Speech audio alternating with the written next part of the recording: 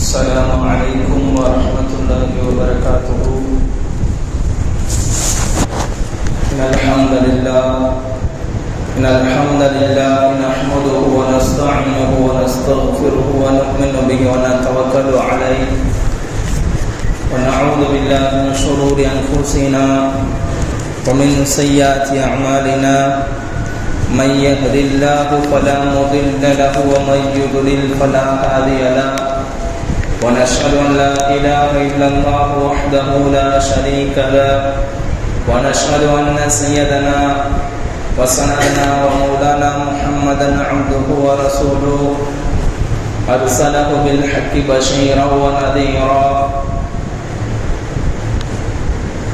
أما بعد، أعوذ بالله من الشيطان الرجيم. بسم الله الرحمن الرحيم. يا أيها الذين آمنوا اتقوا الله حق تقاته ولا تموتن إلا وأنتم مسلمون. يا أيها الناس اتقوا ربكم الذي خلقكم من نفس واحدة وخلق منها زوجها وبث منهما رجالا كثيرا ونساء واتقوا الله الذي تساءلون به والأرحام إن الله كان عليكم رقيبا. يا أيها الذين آمنوا اتقوا الله وقولوا قولا سديدا يصلح لكم أعمالكم ويغفر لكم ذنوبكم ومن يطع الله ورسوله فقد فاز فوزا عظيما. وقال أيضا: لقد جاءكم رسول من أنفسكم عزيز عليه ما عنتم حريص عليكم بالمؤمنين رؤوف رحيم. فإن تولوا فقل حسبي الله لا إله إلا هو عليه توكلت وهو رب العرش العظيم. صدق الله العظيم. விண்ணையும் மண்ணையும் படைத்து பரிபாலித்துக் கொண்டிருக்கின்ற இறைவனுக்கு எல்லாம் புகழும் உரித்தாகட்டுமாக.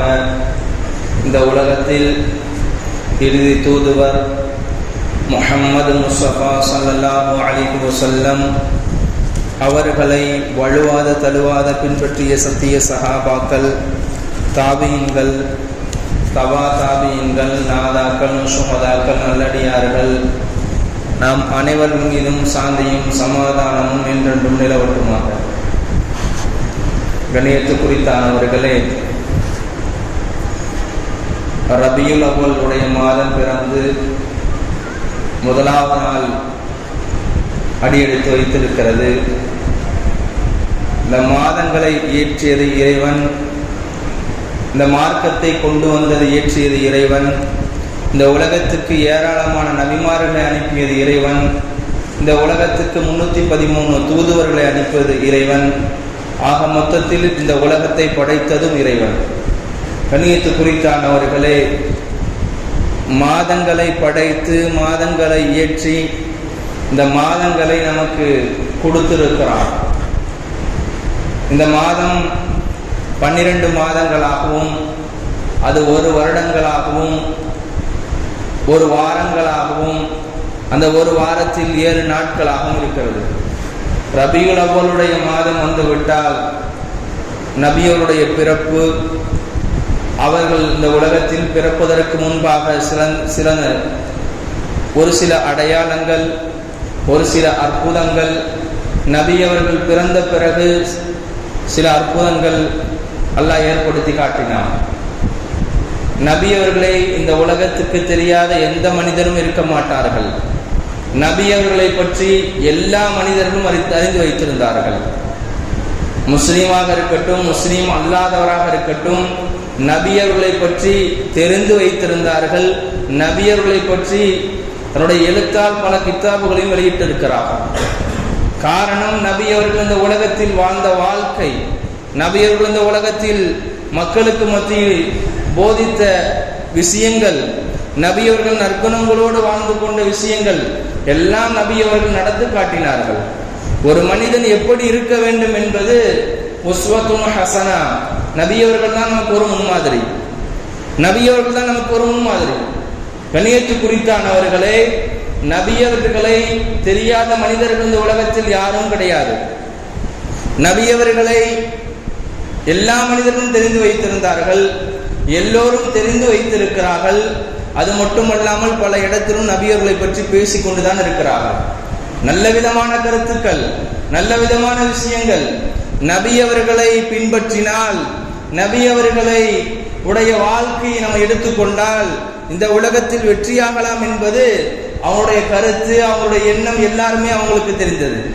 அப்படிப்பட்ட இந்த உன்னதமான மாதம் ரபியுல் அவ்வல், நபியவர்கள் பிறப்பதற்கு முன்பாக ஒரு சில அடையாளங்கள் நடந்தது, ஒரு சில அற்புதங்கள் நடந்தது. நபியுடைய வாப்பாவுடைய அப்பா, தாத்தான்னு சொல்லுவோம், அப்துல் முத்தலிப் அவர்கள் ஒரு நாள் யதார்த்தமாக நிதர்சனமாக உறங்கிக் கொண்டிருக்கிறார்கள். வானவர் ஒருவர் வருகிறார்.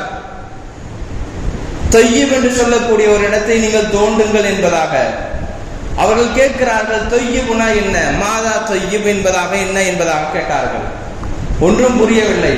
இரண்டாவதாக சொல்கிறார்கள்,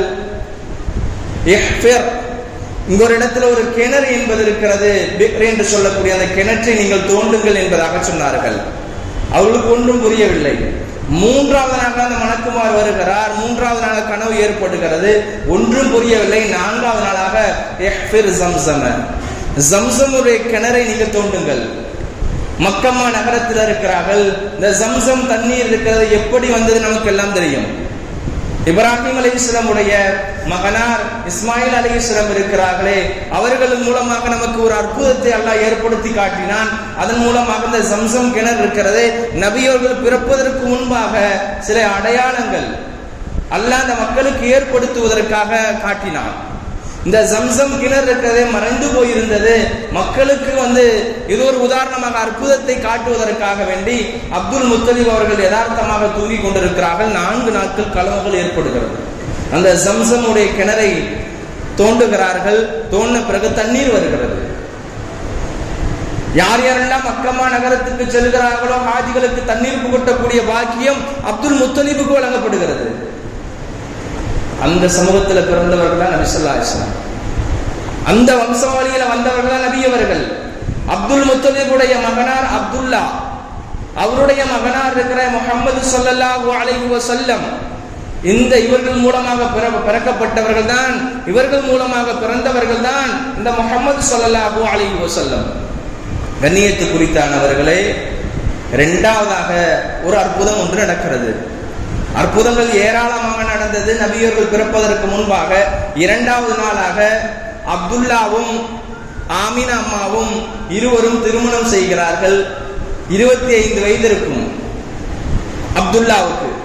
நபி ஸல்லல்லாஹு அலைஹி வஸல்லம் உடைய தந்தை அப்துல்லாவுக்கு 25 வயதாக இருக்கும் பொழுது ஆமினா அம்மா தன்னுடைய கருவிலே ஒரு குழந்தையை சுமக்கிறார்கள். ஒரு கனவை தென்படுகிறார்கள். அந்த கனவு இருக்கிறது உலகம் முழுக்க ஒளியாக சுற்றுகிறது என்பதாக ஒரு கனவை காண்கிறார்கள். இதன் மூலமாக என்ன விளக்கம் என்றால், கடைசி நபியாக இறுதி தூதர் இந்த உலகத்துக்கு பிறக்க போகிறாள்.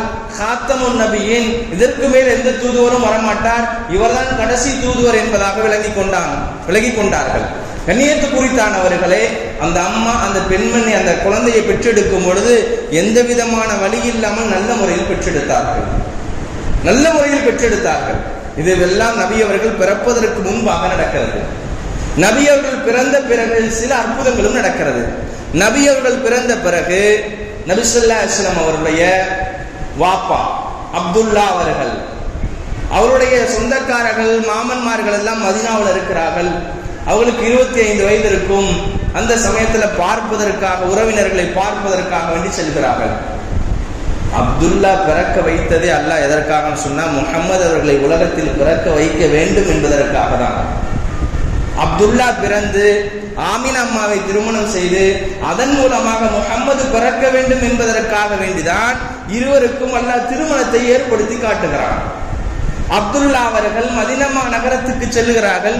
செல்லக்கூடிய தருணத்தில் தன்னுடைய சொந்தக்காரர்கள் எல்லாம் பார்த்து விட்டு வரும் பொழுது ஒரு இடம் ஒன்று வருகிறது, தாருன் நாதிர் என்று சொல்லக்கூடிய அந்த இடத்திலே வஃபாத்தாகிறார்கள். அப்பொழுது அதனுடைய வயது இருக்கிறது 25 வயது. தன்னுடைய மகனார் 6 மாதமாக சுமந்து இருக்கிறார்கள். அந்த பெண்மணி 6 மாதத்தில் அந்த குழந்தை தாயார் தந்தை இருக்கிறார், இறந்து விடுகிறார். கொஞ்ச நாள் கழிக்கிறது, சில மாதங்கள் செல்கிறது, சில வருடங்கள் செல்கிறது. தாயார் அவர்கள் இதே போல தன்னுடைய கணவருடைய சொந்தக்காரர்கள் எல்லாம் மதீனா நகரத்தில் இருக்கிறாங்க, அங்க பார்ப்பதற்காக வேண்டி போகலாமே என்பதற்காக உம்மு ஐமன் என்று சொல்லக்கூடிய அடிமை பெண்ணை அழைத்து கொண்டு செல்கிறார்கள். சென்று விட்டு வரும் பொழுது அபுவா என்று சொல்லக்கூடிய இடத்துல மரணிக்கிறார்கள்.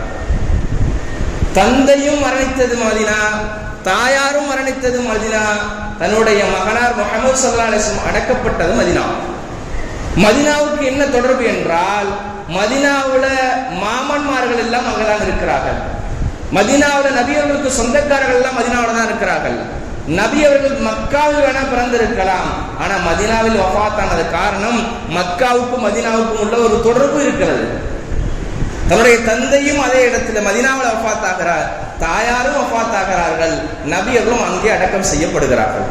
கண்ணியத்து குறித்தானவர்களே, நபி ஸல்லல்லாஹு அலைஹி வஸல்லம் அவர்கள் இந்த உலகத்தில் வாழ்ந்து மக்களுக்கு மிகப்பெரிய ஒரு அற்புதத்தை எல்லாம் ஏற்படுத்தி காட்டினார்கள். மக்களுக்கு மத்தியில் நல்ல முறையில் நடந்து காட்டினார்கள். அப்படிப்பட்ட உன்னதமானதான் ஒரு எத்தீமான பிள்ளையாக ஆயிட்டார்கள். தன்னுடைய தாயும் வஃபாத் ஆகிறார்கள், தன்னுடைய தந்தையும் இழந்து விட்டார்கள், கடைசியாக ஒரு அனாதையாக ஒரு எத்தீமான பிள்ளையாக இருக்கிறார்கள். அல்லாஹ் குர்ஆனிலும் அதுவும் சொல்லி காட்டுகிறான். 8 வயதாக இருக்கும் பொழுது அப்துல் முத்தலீப் அவர்கள் அரவணைக்கிறார்கள் நபி அவர்களை. அவர்கள் அரவணைத்ததின் காரணம் 8 வயது நபி அவர்களுக்கு இருக்கும் பொழுது அவர்களும் மரணிக்கிறார்கள், இந்த உலகத்தை விட்டு பிரிகிறார்கள், யாரும் இல்லை. அபூ தாலிப் இருக்கிற தன்னுடைய சச்சா அவர்கள் எடுத்து அவர்கள் தன்னுடைய அரவணைப்பில் அணைத்துக் கொள்கிறார்கள். அவர்கள் தன்னுடைய பிள்ளை போல் பார்க்கிறார்கள். கண்ணியத்து குறித்த இதில் என்னவென்று தெரிகிறது என்றால், ஒரு அனாதையான பிள்ளை, ஒரு எத்தீமான பிள்ளை, தாய் தந்தையரே இல்லாமல் மிகப்பெரிய அந்தஸ்து அல்லாஹ் உயர்த்தி காட்டுகிறான். இன்னைக்கு ஒரு சில நபர்கள் எத்தீமானவர்கள் எல்லாம் இருக்கிறார்கள். பிற்காலத்தில் பார்த்தோம் என்றால் மிகப்பெரிய ஒரு அந்தஸ்தில் இருக்கிறார்கள். அரசராக இருக்கலாம், மன்னராக இருக்கலாம், இல்ல பெரிய உத்தியோகத்தில் இருக்கலாம், பெரிய பெரிய பொறுப்புகள் எல்லாம் இருக்கலாம். ஆனால் ஏன் தன்னுடைய தந்தையும் தாயாரும் மரணிக்க வேண்டும் சிறு வயதிலே? இறைவன் எதற்காக இந்த வாய்ப்பை ஏற்படுத்தணும் என்பதை நாம் சிந்திக்க வேண்டும். காரணம் என்னவென்றால், முஹம்மது ஸல்லல்லாஹு அலைஹி வஸல்லம் அவர்கள் யாரையும் நம்பக்கூடாது. தன்னுடைய படைத்தவன் உங்களையும் என்னையும் படைத்த இறைவனை மட்டும்தான் நம்ப வேண்டும் என்பதற்காக தன்னுடைய தாயாரும் சிறு வயதில் இறக்கிறார்கள், தந்தையும் இறந்து விடுகிறார்கள். இந்த சமயத்தில் இவர்கள் இறந்த பிறகு எத்தீமாக இருக்கிறார்கள். எத்தீமான பிறகும் கூட தன்னுடைய முழுமையான நம்பிக்கை அல்லாஹ்வின் பக்கமாக, படைத்த இறைவனின் பக்கமாக இருக்க வேண்டும் என்பதற்காக வேண்டி அல்லாஹ் அந்த தொடர்பை ஏற்படுத்துகிறான். 25 வயது நபி அவர்களுக்கு திருமணம் முடிக்கிறார்கள். அதற்கு பிறகு பல அற்புதங்கள் எல்லாம் நடக்கிறது. 40 வயதுல நபித்துவம் பட்டம் கிடைக்கிறது. ஹிஜ்ரி 7ல் நபி அவர்கள் உம்ராவுக்காக வேண்டி மக்காவிலிருந்து மதீனாவிலிருந்து மக்காவுக்கு செல்கிறார்கள். மதீனாவிலிருந்து மக்காவுக்கு செல்லும் பொழுது அதுல ஒரு 1500 நபர்களை அழைத்துக் கொண்டு, தன்னுடைய தோழர்களை அழைத்துக் கொண்டு மக்காவுக்கு செல்கிறார்கள். அதுல ஒரு சஹாபி வலீத் இப்னு வலீத், இவர் தீனுக்குள்ள முன்னதாகவே வந்து விட்டார். இவருடைய சகோதரர் இருக்கிறாரே காலித் இப்னு வலீத், ரொம்ப எதிரானவர் நபி அவர்களுக்கு. இருந்தாலும் கூட நபி அவர்கள் மக்கா நகரத்தில் உம்ரா செய்து முடித்த பிறகு நபி அவர்கள் தன்னுடைய தோழரை பார்த்து, காலித் இப்னு வலீதுடைய சகோதரரை பார்த்து ஒரு கேள்வி கேட்டார். வலீத் இப்னு வலீத் அவரிடத்துல கேட்கிறார், உங்களுடைய சகோதரர் எங்க என்பதாக. நபி அவர்கள் மக்கா நகரத்துக்கு வருவதற்காக வேண்டி, நபி அவர்கள் மக்காவுக்கு உம்ரா செய்வதற்காக வேண்டி வருவதற்கு முன்பாகவே ஒரு 3 நபர்கள் இருக்கிறார்களே மக்காவை விட்டு வெளியேறிவிட்டார்கள். முதலாவதாக காலித் இப்னு வலீத், இரண்டாவதாக இருக்கிற சஃப்வான் இப்னு உமையா, மூன்றாவதாக அபூஜஹலுடைய மகனார் இக்ரிமா. இவர்கள் பிற்காலத்திலே தீனுக்குள் வந்து விடுகிறார்கள். ஆனாலும் மிகப்பெரிய ஒரு எதிரியாக இருந்தார்கள் நபி அவர்களுக்கு. ஆனாலும் அவர்கள் மக்கா நகரத்தை விட்டு வெளியே சென்று விட்டார்கள். நபி அவர்கள் உம்ரா முடித்த பிறகு வலீத் இப்னு வலீத் கிட்ட சொல்றார்கள், உன்னுடைய சகோதரர் காலித் இப்னு வலீத் இருக்கிறாரே, ரொம்ப நல்லவர், அவர் ரொம்ப புத்திசாலி உள்ள மனிதர், மிகப்பெரிய புத்திசாலி. அவர் எப்போ வந்தாலும் நான் அவரை அரவணைத்துக் கொள்வேன், அவரை ஆதரித்துக் கொள்வேன் என்பதற்காக வேண்டி இந்த விஷயத்தை சொல்கிறார்கள். தன்னுடைய சகோதரர் வலீத் இப்னு வலீத் ஒரு கடிதம் என்பதை எழுதுகிறார். தன்னுடைய அண்ணன் தன்னுடைய சகோதரருக்கு ஒரு கடிதம் எழுதி தன்னுடைய சகோதரருக்கு கொடுக்க வேண்டும் என்பதற்காக கடிதம் எழுதுகிறார்கள். அவர்கள் கடிதம் எழுதி ஒரு நபரிடத்துல கொடுத்து வருகிறார். என்னுடைய சகோதரர் காலித் இப்னு வலீத் வந்தால் இந்த கடிதத்தை நீங்கள் கொடுத்து விடுங்கள் என்பதாக சொல்லிவிடுகிறார். மக்கமா நகரத்தை விட்டு நபி அவர்கள் உம்ரால் செய்து முடித்த பிறகு தன்னுடைய தோழர்களை எல்லாம் திரட்டிக் கொண்டு தன்னுடைய தோழர்களை எல்லாம் அழைத்துக் கொண்டு மதீனா நகரத்துக்கு செல்கிறார்கள். 4 நாள் ஆன பிறகு அந்த கடிதத்தை வாசிக்கிறார். மக்காவில் இருக்கக்கூடிய நபர் காலித் இப்னு வலீத். இன்னும் அவர் தீனுக்குள்ள வரவில்லை. அந்த நபர் அந்த கடிதத்தை பார்க்கிறார். நபி அவர்கள் சொன்ன விஷயங்கள் எல்லாம் அவருக்கு உள்ளத்திலே படுகிறது. அவருடைய உள்ளம் இருக்கிறது ஆடி போய்விட்டது. உடனே அவர் மார்க்கத்துக்குள் வர வேண்டும், தீனுக்குள் வர வேண்டும் என்பதாக உள்ளத்திலே ஒரு ஆசை ஏற்படுகிறது. உடனே வந்த பிறகு நபி அவர்களை சந்திப்பதற்காக வேண்டி மக்காவிலிருந்து மதீனாவுக்கு அவர்கள் செல்கிறார்கள். செல்லக்கூடிய சரணத்துல அம்ர் இப்னு ஆஸ், இவரும் மிகப்பெரிய ஒரு எதிரி. இவரும் ஒளிந்து ஒளிந்து செல்கிறார், அவரும் ஒளிந்து ஒளிந்து செல்கிறார். இவரும் கேட்கிறார், நீங்க எங்கே செல்கிறீர்கள்? அவர் சொன்னாரு, நான் ஒரு வேலைக்காக வேண்டி வெளியில போறேன். காலித் இப்னு வலீதை கேட்கிறார்கள், நீ எங்க போகிறீங்க? நானும் ஒரு தேவையின் காரணமாக வெளியே போறேன். சென்று கொண்டே இருக்கிறார்கள். பல நாட்கள் ஆகிறது. சென்று முடிந்து மதீனாவுடைய எல்லையை வருகிறது. மதீனாவுடைய எல்லை வந்த பிறகு இனிமேல் சொல்லாமல் இருந்தால் நன்றாக இருக்காது, இனிமேல் சொல்லிவிடலாம். உடனே அம்ர் இப்னு ஆஸ் சொன்னாரு, நான் முஹம்மதை சந்திக்க வந்தேன்.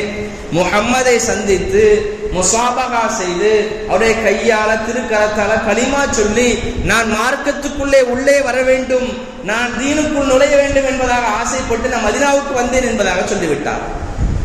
கூட வந்தவர் காலித் இப்னு வலீத் அவரும் சொல்கிறார், நானும் இதேதான் ஆசைப்பட்டேன். 2 பேரும் நாங்கள் போகலாம், நபியவர்களை சந்திக்கலாம், நபியவர்களை சந்தித்து நம்முடைய மார்க்கத்தை, இந்த மார்க்கத்தை இருக்கிறது இந்த தீனுல் இஸ்லாம், இதை ஏற்றுக்கொள்ளலாம் என்பதற்காக வேண்டி நபியவர்களிடத்துல வந்திருக்கிறார்கள்.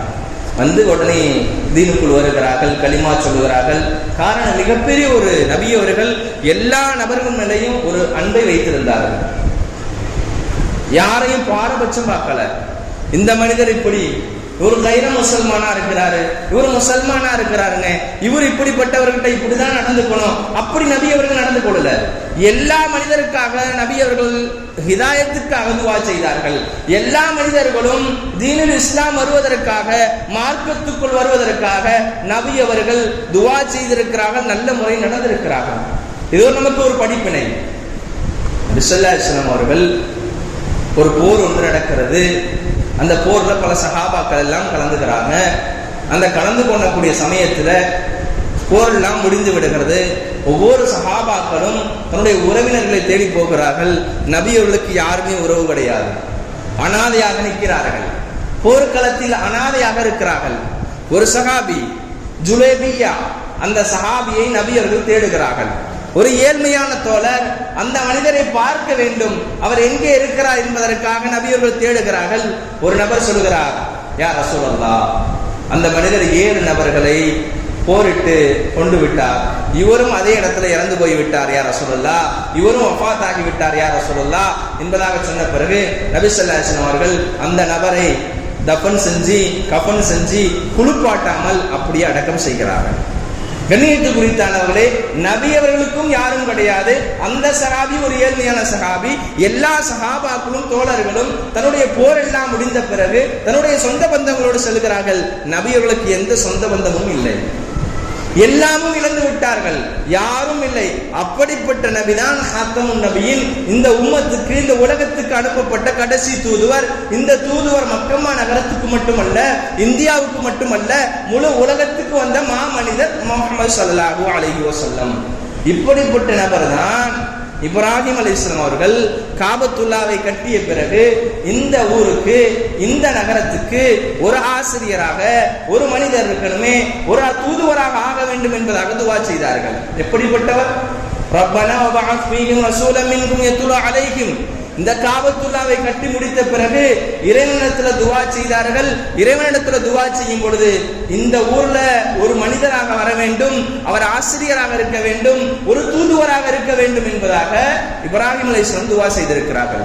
கண்ணியத்து குறித்தானவர்களே, இப்ராஹிம் அலைஹிஸ்ஸலாமுடைய சந்ததியில மட்டும் 1000 நபிமார்கள் வந்திருக்கிறார்கள் என்பது தஃசீருடைய கிதாபிலே பதிவு செய்கிறார்கள். நபிமார்களுக்கு தந்தை யார் என்று சொன்னால் இப்ராஹிம் அலைஹிஸ்ஸலாம் என்பதாக சொன்னார்கள். இப்ராஹிம் அலைஹிஸ்ஸலாமுடைய சந்ததியிலிருந்து 1000 நபிமார்களை அல்லாஹ் வெளியாக்கினார். அப்படிப்பட்ட ஒரு அல்லாஹ் சுப்ஹானஹு வ தஆலா இந்த உலகத்துக்கு கொடுத்த ஒரு பொக்கிஷமான இந்த மார்க்கத்தை கொடுத்திருக்கிறான். அப்படிப்பட்ட கண்ணியமுள்ள மாதம் அல்லாஹ் நமக்கு கொடுத்திருக்கிறான். இந்த மாதத்திலே நிரந்தரமாக நல்ல முறையில் வாழ்ந்து நல்ல முறையில் கலிமாவோடு மரணிக்கக்கூடிய